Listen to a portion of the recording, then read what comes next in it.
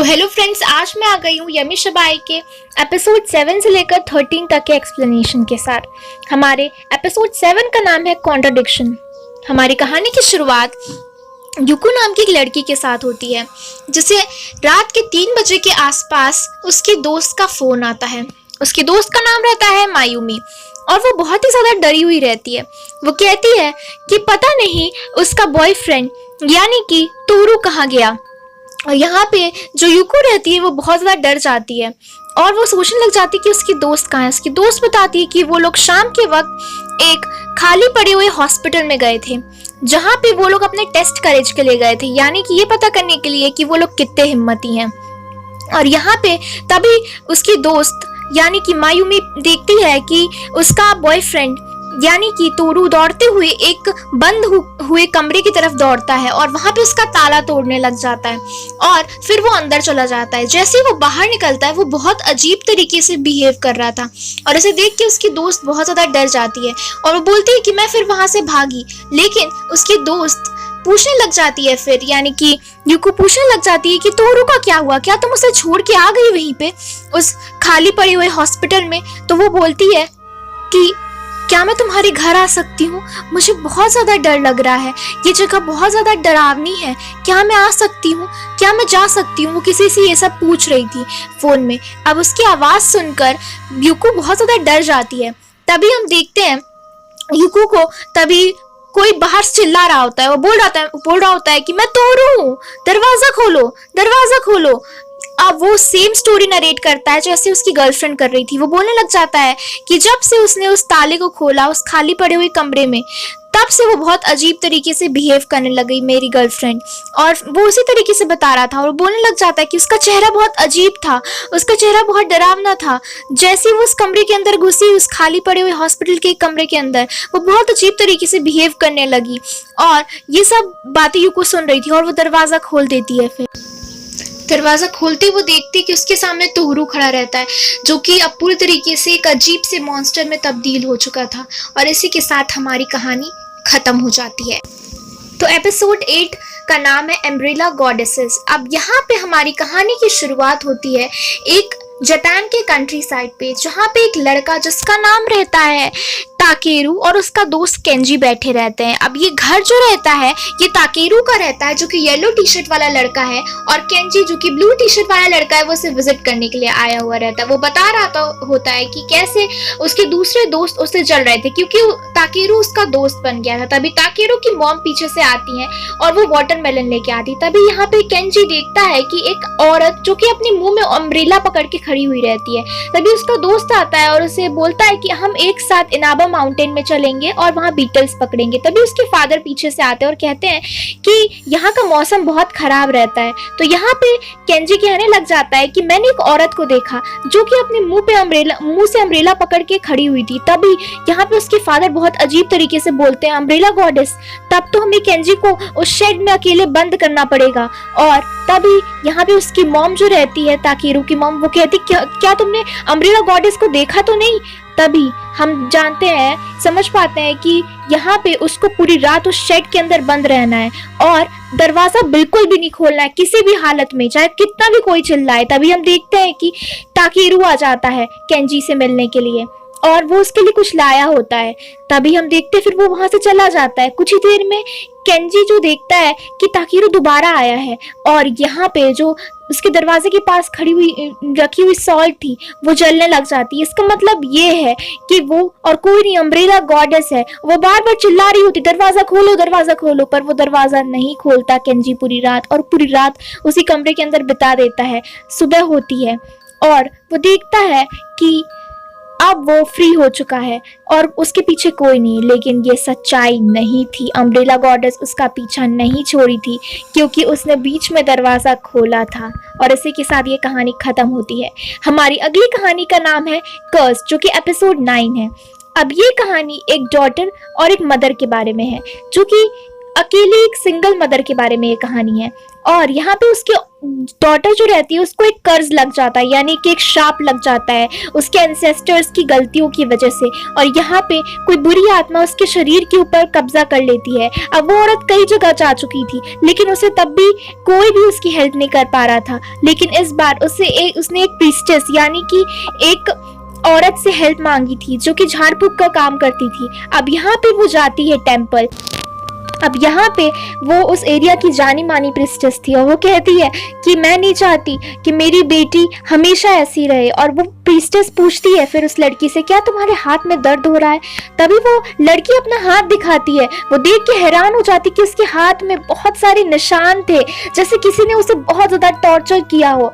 वो उसकी मम्मी जो रहती है उस लड़की की, वो रोने लग जाती है। वो कहती है कि प्लीज मेरी बेटी को सही कर दीजिए।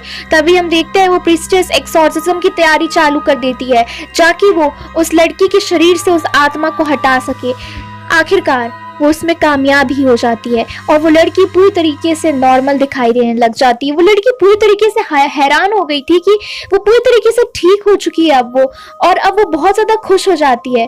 प्रीस्टेस भी खुश दिखाई दे रही थी, लेकिन हमें पता चलता है कि प्रीस्टेस के चेहरे पे अभी भी चिंता दिखाई दे रही थी। और अगले दिन हमें फोन आता है। हम देखते हैं कि वो उसकी लड़की की जो मॉम थी वो फोन उठाती है और हमें यहाँ पता चलता है कि प्रीस्टेस की डेथ हो चुकी है और ये कहीं ना कहीं उस इविल एंटिटी की वजह से उसकी डेथ हुई है। वो जो उसका डिसाइपल रहता है वो बताता है कि प्रीस्टेस बहुत ज्यादा चिंता में दिखाई दे रही थी कि आपकी बेटी का क्या होगा और उसका फ्यूचर क्या होगा। प्रीस्टेस ने आपको एक मैसेज आपकी बेटी तक पहुंचाने के लिए कहा है। और यहाँ पे वो कुछ बात करने लग जाता है। आगे हम उसकी बेटी को देखते हैं और वो अपनी दोस्त के साथ स्कूल जा रही होती। तभी हम देखते हैं कि उसके गले पे उसी इविल एंटिटी का निशान दिखाई देता है, जिससे हमें पता चलता है कि प्रीस्टेस उसकी मदद नहीं कर पाई। और उसका आखिरी मैसेज था उस लड़की के लिए, मुझे माफ कर देना, मैं तुम्हारी मदद नहीं कर पाई। और इसी के साथ ये कहानी खत्म हो जाती है। हमारी अगली कहानी का नाम है द मून, जो कि है इसका एपिसोड 10।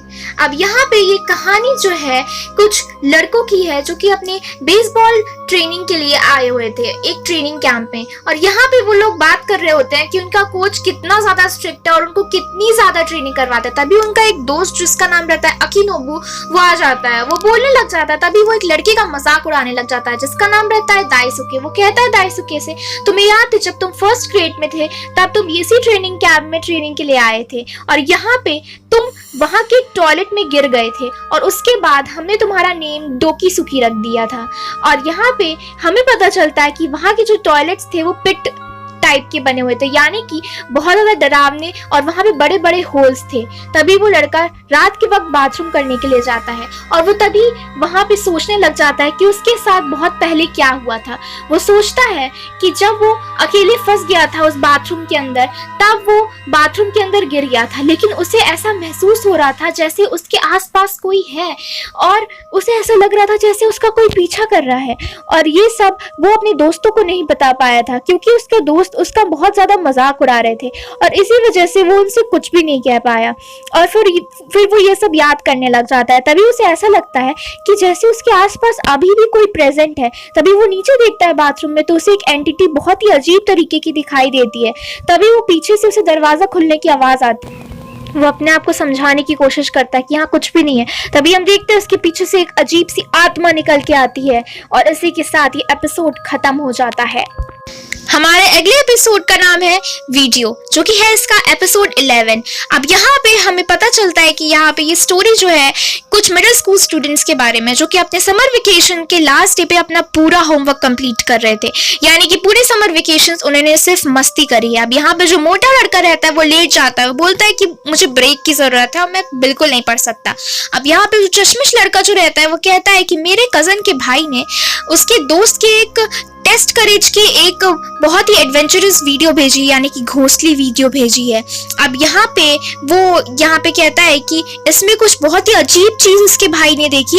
जब वो कब्रिस्तान में अपना कैमरा भूल गया था तो जब वो वापस लेने गया अपना कैमरा तो उसने एक बहुत ही अजीब चीज नोटिस करी। अब वो लोग उस टेप को लगा देते हैं। अब यहाँ पे हम देखते हैं कि ये वीडियो चालू हो जाता है और यहाँ पे कुछ अजीब सी आइडेंटिटी जो रहती है वो ताकाकी को नोटिस होती है। ताकाकी ये अपना बीच में जो लड़का बैठा है जो बहुत ज्यादा डर रहा है, अब ये जो बैठा रहता है वो देखता है कि कब्र के पास उसे बहुत ही अजीब सी 3 फीट की कुछ शैडो टाइप का क्रीचर दिखाई दे रहा है ट्री के पास। अब यहाँ पे वो अपने दोनों दोस्तों को बताता है कि ये ग्रेव स्टोन्स के पास उसे एक बहुत ही अजीब सा क्रीचर दिखाई दे रहा है, पर उसके दोस्त उसका यकीन नहीं करते। तभी वो क्रीचर उस वीडियो से अचानक से गायब हो जाता है। वो आगे पीछे उस वीडियो को करके देखता है, फिर भी उसे वो क्रीचर कहीं नहीं दिखाई देता, वो जो अजीब सा खड़ा हुआ था। तभी वो देखता है कि जैसे वो वीडियो को फिर से आगे करता है तो वो देखता है कि वो जो क्रीचर था वो अचानक से उसके पास आ गया, यानी कि वो आगे मूव कर गया है, जबकि कुछ टाइम पहले तो ऐसा नहीं था। वो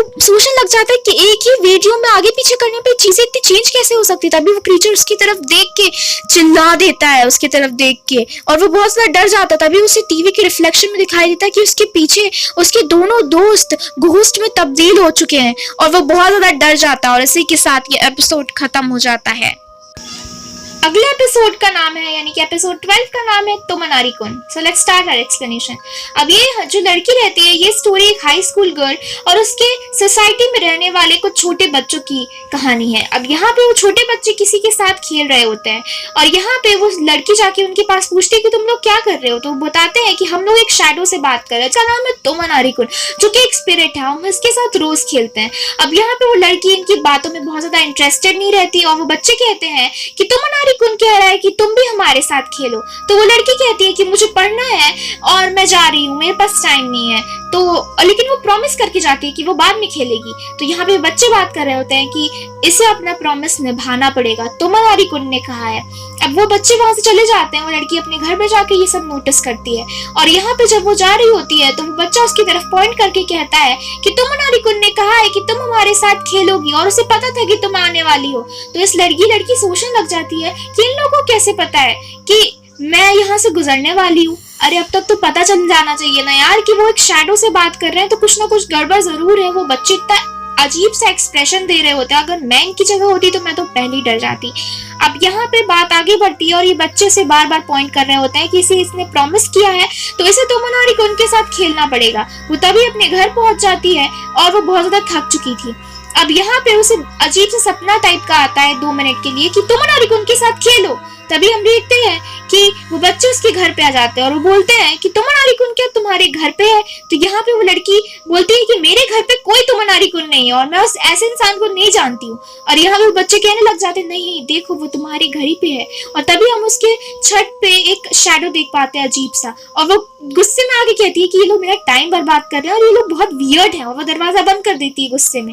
तभी वो देखती है कि उसके छत से एक अजीब सा लड़का जो रहता है घोस्टली टाइप का फिगर निकलता है। वो लड़का कहता है तुमने मुझे प्रॉमिस किया था, चलो हम लोग एक साथ खेलेंगे।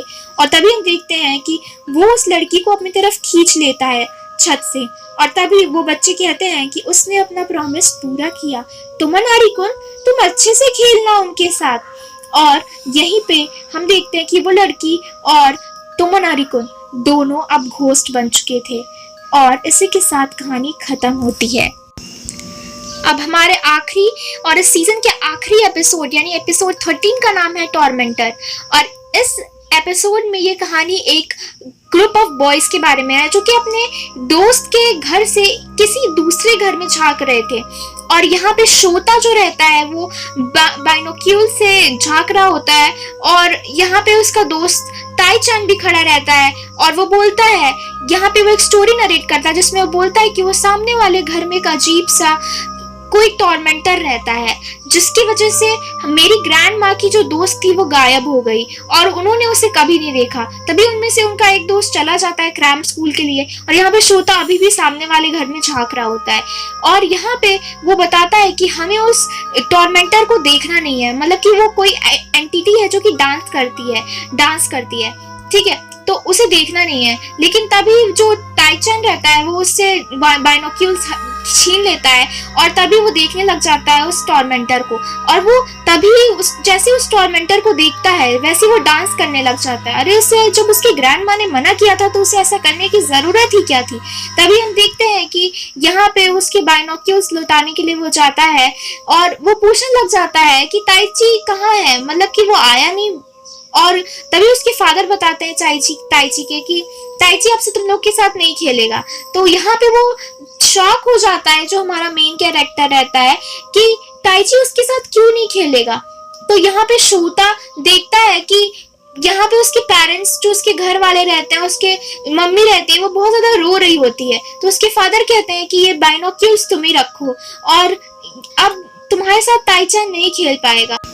और उसके फादर ने उसे मना भी किया था कि कभी भी उसकी आंखों में मत देखे।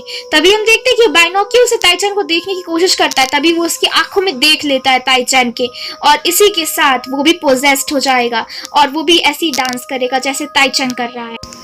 और इसी के साथ इस सीजन के एपिसोड्स की एक्सप्लेनेशन खत्म होती है। तो आपको मेरा एक्सप्लेनेशन कैसा लगा मुझे कमेंट सेक्शन में बताना मत भूलिएगा।